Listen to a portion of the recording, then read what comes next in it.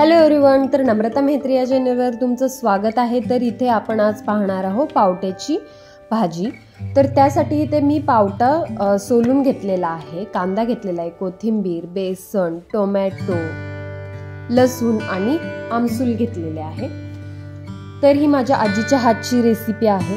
तर एका पातेल्यामध्ये इथे तेल, मोहरीचं तेल घेतलेलं आहे, लसूण ठेचून टाकलेला आहे मोठा, जास्त बारीक ठेचायचं नाही, आणि इथे मी 2 चिरलेले कांदे टाकलेले आहे आणि ते लालसर होईपर्यंत भाजून घ्यायचे। तर इथे कांदा लालसर भाजून झालेला आहे। तर ह्याच्यामध्ये आपण टोमॅटो टाकायचा आहे, ते चांगलं परतून घ्यायचं।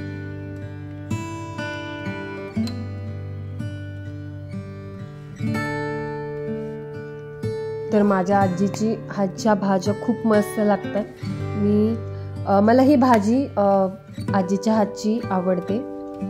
तर ह्याच्यामध्ये हा पावटा धुवून टाकायचा आहे, पावट्याच्या बिया धुवून टाकायच्या आहेत चांगल्या।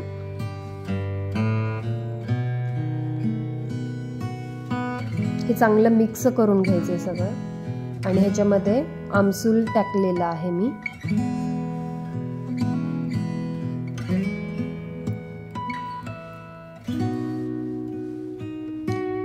तर इथे मी घट्टपणा येण्यासाठी भाजीला बेसन टाकलेलं आहे।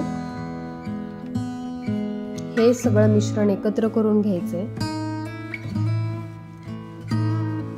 त्याच्यामध्ये मी हळद ऍड केलेली आहे, थोडं जिरे पावडर टाकायचं आहे, आणि इथे मी कोल्हापुरी लाल तिखट टाकलेलं आहे। तुमच्या घरातील लाल तिखट ही चालेल।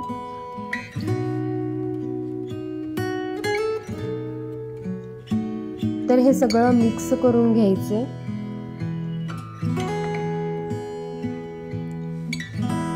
आणि ह्याच्यामध्ये आपल्याला जेवढा रस्सा पाहिजे तेवढं पाणी ऍड करायचं आहे।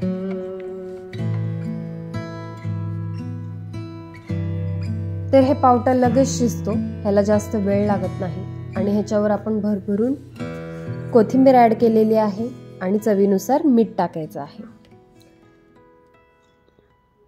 हे चांगलं मिक्स करून घ्यायचंय।